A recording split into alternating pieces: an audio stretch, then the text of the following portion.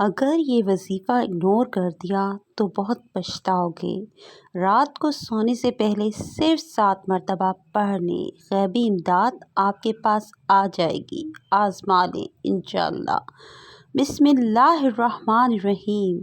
محترم ناظرین کرام، آج کے بابرکت دن کے حوالے سے ایک بہت ہی خاص اور مجرب وظیفہ لے کر آپ کی خدمت میں حاضر ہوئی ہوں، جو قرآن پاک کی ایک چھوٹی سی سورت ہے کہ جس کو آپ نے عشاء کی نماز کے بعد 7 مرتبہ پڑھنا ہے۔ لاکھوں کا قرض بھی ختم ہو جائے گا، حاجت ایک دن میں پوری ہو جائے گی۔ ناظرین، یہ کوئی بڑا وظیفہ نہیں اور نہ ہی کبھی آپ کو بڑے بڑے وظیفے میں بتاتی ہوں، صرف ایک دن کا عمل ہے۔ آج کا وظیفہ نہایت ہی مختصر سا وظیفہ ہے۔ عشاء کے بعد آپ نے اس عمل کو کر لینا ہے، انشاءاللہ پھر اس وظیفے کا اثر آپ خود دیکھیں گے۔ رزق، مال و دولت کے انبار لگ جائیں گے۔ یہ خاص سورہ مبارکہ دولت کے لیے ہے، لیکن آج کا یہ وظیفہ، یہ عمل صدق دل کے ساتھ آپ نے کرنا ہے۔ اس عمل کو اگر فقیر بھی کرے گا تو وہ بھی اللہ پاک کی کرم اور فضل سے دولت پر بیٹھ کر راج کرے گا، کیونکہ اس وظیفے میں جو طاقت ہے، اس وظیفے کا جو اثر ہے، وہ بہت کم لوگ ہی جانتے ہیں۔ ویسے تو ہم نے اپنے چینل پر بے شمار وظائف بتائے ہیں، لیکن یہ جو عمل ہے، یہ جو وظیفہ ہے، یہ آپ کی ساری پریشانیوں کو ختم کر دے گا۔ آپ کے اوپر لاکھوں کروڑوں کا قرضہ ہے، انشاءاللہ وہ بھی چٹکیاں بجاتے ہی حل ہو جائے گا۔ قرضوں کے ادا ہونے کے ایسے اسباب پیدا ہو جائیں گے، پھر آپ سب ناظرین خود بھی حیران رہ جائیں گے۔ آپ کے پاس دولت کی کمی ہے، آپ کرائے کے گھر میں رہتے ہیں، آپ کو سمجھ میں نہیں آتی کہ کرایہ کیسے ادا کریں، گھر کا خرچ کیسے چلائیں، کیونکہ آج کل مہنگائی بھی تو اتنی زیادہ ہو گئی ہے، ایک وقت کا کھانا بھی مشکل ہو چکا ہے، ہر ماہ بجلی کے تگڑے تگڑے بل بھی ادا کرنے ہوتے ہیں، ہر ماہ بچوں کی فیس ادا کرنی ہوتی ہے۔ انسان بہت پریشانی میں ہے اور انسان کو سکون صرف اللہ کے ذکر میں ہی ملتا ہے۔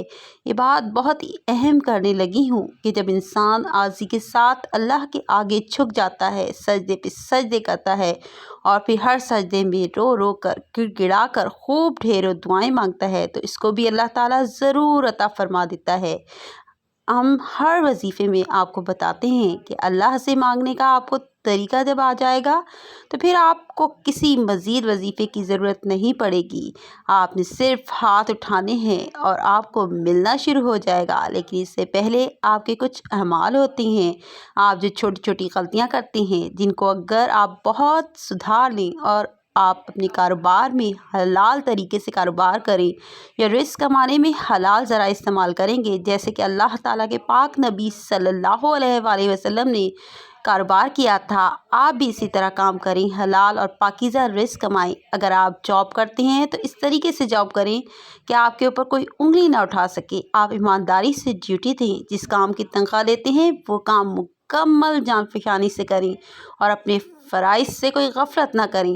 ہر ماہ رزق حلال ہی آپ اپنے گھر میں لے کر آئیں اور کوشش کریں کہ آپ کے پورے گھر میں حرام کا ایک لقمہ بھی کسی کے پیٹ میں نہ جائے۔ حلال رزق کھانے سے ایسا ہو ہی نہیں سکتا کہ انسان اپنے اللہ پاک سے مانگے اور اللہ پاک اس کی دعا کو رد کر دے، ایسا کبھی نہیں ہو سکتا۔ اور یہ جو وظیفہ ہے، جب یہ وظیفہ کوئی بھی بندہ پڑھتا ہے، قرآن پاک کی یہ سورہ مبارکہ ہے، اس کا وظیفہ ہے، تو اس وظیفے سے اس کے پاس بے حساب دولت آ جاتی ہے۔ ناظرین، یہ ساری نعمتیں جو ہیں، یہ ساری برکتیں جو ہیں، حلال روزی میں ہیں اور اللہ پاک کا شکر ادا کرنے میں ہی پوشیدہ ہیں، تو کوشش کیا کریں کہ کثرت سے اللہ پاک کا شکر ادا کیا کریں۔ انشاءاللہ دیکھنا کیسے آپ کے فارے نیارے ہو جاتے ہیں۔ اگر آپ کے اوپر قرض ہے، آپ نے سود پر قرض لیا ہوا ہے، تو سب سے پہلے اللہ پاک سے معافی مانگیں، کیونکہ سود حرام ہے اور اللہ پاک سے کھلی جنگ ہے، تو اللہ سے جنگ کون کر سکتا ہے؟ میرے بھائیوں بہنوں، جو بندہ اللہ سے جنگ کرنے کا سوچے گا وہی دونوں جہانوں میں مارا جائے گا، وہ دنیا میں بھی ذلیل و رسوا ہوگا اور آخرت میں بھی ذلیل و رسوا ہی رہے گا۔ جہنم کے انتہائی جو سب سے نیچے والے گڑھے ہیں اس میں اس کو پھینکا جائے گا۔ تو آپ نے سب سے پہلے سود کے کاموں سے توبہ کرنی ہے، جھوٹ سے توبہ کرنی ہے اور غیبت سے توبہ کرنی ہے، چغلی سے توبہ کرنی ہے۔ لیکن واضح کریں کہ صرف توبہ نہیں کرنی بلکہ اس توبہ پر قائم بھی رہنا ہے۔ اور سب سے اہم بات جو ہے وہ آپ اپنے رشتہ داروں سے، اگر آپ قطع تعلق کی ہیں کسی سے بھی ہیں، فوراً جا کر اس سے معافی مانگیں، چاہے آپ کی غلطی ہے یا نہیں۔ دیکھنا کیسے اللہ پاک آپ کے اوپر اپنا فضل و کرم کرے گا، آپ کے اوپر اللہ پاک اپنا کرم فرمائے گا۔ یا رشتہ داروں کے ساتھ آپ نے اچھا سلوک کرنا ہے، اس کے ساتھ تعلقات جوڑنے کی کوشش کرو۔ یہ نہ دیکھو کہ اس نے یہ کہہ دیا ہے، اس نے وہ کہہ دیا ہے، آپ عاجزی اختیار کرو۔ جو عاجزی اختیار کرے گا اس کو پھل ملتا ہے۔ اور جب آپ کبھی بلندی پر چڑھتے ہیں آپ کو پتہ ہونا چاہیے جب بھی آپ بلندی پر چڑھیں گے تو آپ کو جھکنا پڑے گا، آپ سیدھے کھڑے ہو کے بلندی پر نہیں چڑھ سکتے۔ اور جب آپ نے نیچے اترنا ہے تو آپ کو سیدھا ہونا پڑتا ہے، تو اس وقت آپ کو ایسے سینہ تان کے نیچے اترنا پڑتا ہے، پھر ہی آپ نیچے اتر سکتے ہیں۔ ناظرین کرام، آج کا جو وظیفہ ہے اس کی ترتیب آپ اچھے طریقے سے ذرا سمجھ لیں اور میری باتوں پر آپ نے عمل بھی کرنا ہے۔ اس کو آپ نے اپنے دوستوں کے ساتھ، رشتہ داروں کے ساتھ لازمی شیئر بھی کرنا ہے۔ یہ بھی ایک صدقہ جاریہ ہوگا۔ کسی ایک بندے نے بھی اس بات پر عمل کر لیا تو اس کا اجر آپ کو بھی ملے گا۔ جب عشاء کی نماز ادا کر لیں آپ نے کوشش کرنی ہے کہ وہیں اس جگہ پر بیٹھ جائیں۔ مردوں نے کوشش کرنی ہے کہ وہ مسجد میں جا کے جماعت کے ساتھ نماز ادا کریں، عورتوں نے گھر میں نماز ادا کرنی ہے۔ اگر آپ کو ٹائم نہیں ملتا یا آپ نے کہیں جانا ہوتا ہے تو آپ عشاء کی نماز کے بعد سونے سے پہلے بھی اس وظیفے کو کر سکتے ہیں، کوئی ایسی پابندی نہیں۔ آپ نے سب سے پہلے ایک مرتبہ بسم اللہ الرحمن الرحیم پڑھ لینی ہے۔ اللہ تعالیٰ کے پاک اور کتاب قرآن مجید میں آیا ہے، ترجمہ سلیمان کی طرف سے ہے، اور وہ یہ ہے کہ اللہ کے نام سے شروع کرتا ہوں جو بے حد مہربان نہایت رحم والا ہے۔ حضرت سلیمان علیہ السلام نے اپنے خط کا آغاز اللہ تعالیٰ کے بابرکت نام سے ہی کیا۔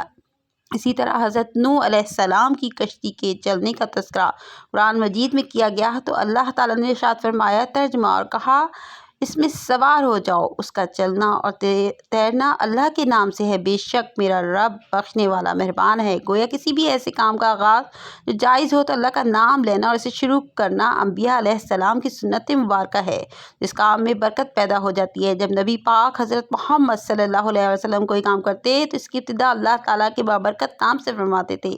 آپ صلی اللہ علیہ وسلم نے فرما رواں کے نام خط لکھے تو ان کا آغاز بھی اللہ تعالیٰ کے نام سے ہی کیا کرتے۔ اس سے معلوم ہوتا ہے کہ کس قدر اہمیت کی حامل ہے۔ رسول پاک صلی اللہ علیہ وسلم کا ارشاد ہے کہ دروازہ بند کرتے وقت بسم اللہ پڑھو، چراغ گل کرتے ہوئے بسم اللہ پڑھو، برتن ڈھانپتے ہوئے بسم اللہ پڑھو اور مشک کا منہ بند کرتے ہوئے بسم اللہ پڑھو۔ کھانے سے پہلے ذبح کرنا، وضو کرنے، کشتی میں سوار ہونا، ہر کام کرنے سے پہلے بسم اللہ پڑھنا مستحب ہے۔ ناظرین کرام، اس کے بعد آپ نے نبی کریم صلی اللہ علیہ وسلم کی ذات اقدس پر صرف 11 مرتبہ درود پاک پڑھ لینا ہے۔ درود پاک بے شک درود ابراہیمی پڑھ لیں یا کوئی چھوٹے سے چھوٹا درود جیسے کہ صلی اللہ علیہ وآلہ وسلم پڑھ لیں، لیکن درود ابراہیمی کی فضیلت زیادہ ہے۔ اس کے بعد آپ نے ایک چھوٹی سی سورہ مبارکہ ہے، سورہ علم نشرح، بہت ہی پیاری صورت ہے، بہت ہی مبارک صورت ہے، قرآن پاک کے 30ویں پارے میں موجود ہے، بہت ہی مختصر اور جامع صورت ہے۔ آپ نے صرف 7 مرتبہ سورہ علم نشرح پڑھنی ہے۔ آپ کو زبانی یاد نہیں، آپ موبائل سے دیکھ کے پڑھ سکتے ہیں، آپ قرآن پاک سے دیکھ کے پڑھ سکتے ہیں۔ محترم ناظرین، آپ نے یہ صورت مبارکہ ہے جو کہ نبی پاک نے اللہ پاک سے دعا مانگی تھی کہ یا اللہ میرا سینہ کھول دے، لیکن میرے نبی اور آپ کے نبی، ہم سب کے نبی حضرت محمد مصطفیٰ صلی اللہ علیہ وسلم کا یہ احساس ہے۔ اللہ پاک نے خود ارشاد فرمایا ہے، کیا ہم نے آپ کا سینہ نہیں کھول دیا اور اتار دیا ہم نے آپ سے آپ کا بوجھ جس نے آپ کی کمر توڑ دی تھی، جو بوجھ اتار دیا ہم نے، بلند کر دیا آپ کے لیے آپ کا ذکر، تو بے شک تنگی کے ساتھ آسانی ہے، ہاں بے شک تنگی کے ساتھ آسانی ہے۔ چنانچہ جب آپ فارغ ہو جائیں تو محنت کیجیے اور اپنے رب کی طرف رغبت کیجیے، یعنی ایسے بابرکت الفاظ ہیں، اللہ پاک خود فرما رہا ہے ہر تنگی کے ساتھ آسانی ہے، اور 2 دفعہ فرمایا ہے کہ بے شک ہر تنگی کے ساتھ آسانی ہے۔ تو یہ آپ کی جو مشکلات ہیں، جو آپ کی پریشانیاں ہیں، یہ وقتی ہیں۔ اللہ پاک خود فرماتا ہے، اور میرے نبی کریم صلی اللہ علیہ وسلم نے یہ سورہ مبارکہ اپنی امت کو تحفے میں دے دی تھی۔ جو بھی مشکل ہو، جو بھی پریشانی ہو، آپ نے اس وظیفے کو کر لینا ہے۔ اس وظیفے کی طاقت اتنی ہے کہ آپ خود حیران رہ جائیں گے۔ اتنی دولت آپ کے پاس آ جائے گی کہ آپ کو سمجھ نہیں آئے گی کہ کہاں رکھوں اور کہاں خرچ کروں۔ اس کے بعد آپ نے 121 مرتبہ استغفر اللہ استغفر اللہ استغفر اللہ پڑھنا ہے۔ آخر میں دوبارہ سے 11 مرتبہ درود شریف پڑھ لینا ہے۔ درود شریف پڑھنے کے بعد آپ نے اللہ پاک سے دعا مانگنی ہے۔ جو بھی مانگنا ہے اللہ سے مانگنا ہے۔ برکت والا، خیر و عافیت والا رزق مانگیں، سکون والا رزق مانگیں۔ اس سے نہ صرف آپ کے گھر میں خوشحالی رہے گی بلکہ آپس میں پیار اور محبت بھی بڑھے گا۔ ہر بندہ دن رات زیادہ سے زیادہ پیسہ کمانے کے چکر میں بہت سے راستے اختیار کرتا ہے، تو کوشش کریں کہ آپ نے مختصر راستہ نہیں اختیار کرنا۔ اپنے کام پہ آپ نے مکمل توجہ دینی ہے۔ رزق حلال کمانا ہے، محنت کرنی ہے۔ اس سے اللہ پاک آپ کے اوپر ڈھیروں برکتیں اور رحمتیں ہونا شروع ہو جائیں گی، اور کوئی بھی وظیفہ نماز کے بغیر مکمل نہیں ہوتا۔ آپ نے 5 وقت کی نماز لازمی ادا کر لینی ہے، اور حسب توفیق صدقہ خیرات بھی دینا ہے۔ اللہ پاک سے دعا ہے کہ تو ہم سب کے صغیرہ و کبیرہ گناہ معاف فرمائے، آمین۔ اللہ پاک ہم سب کا حامی و ناصر و ناظرین۔ کامنٹ باکس میں اللہ تعالیٰ کے 99 ناموں میں سے ایک نام آپ نے شیئر کرنا ہے۔ اس کے ساتھ اجازت دیجیے، اللہ حافظ۔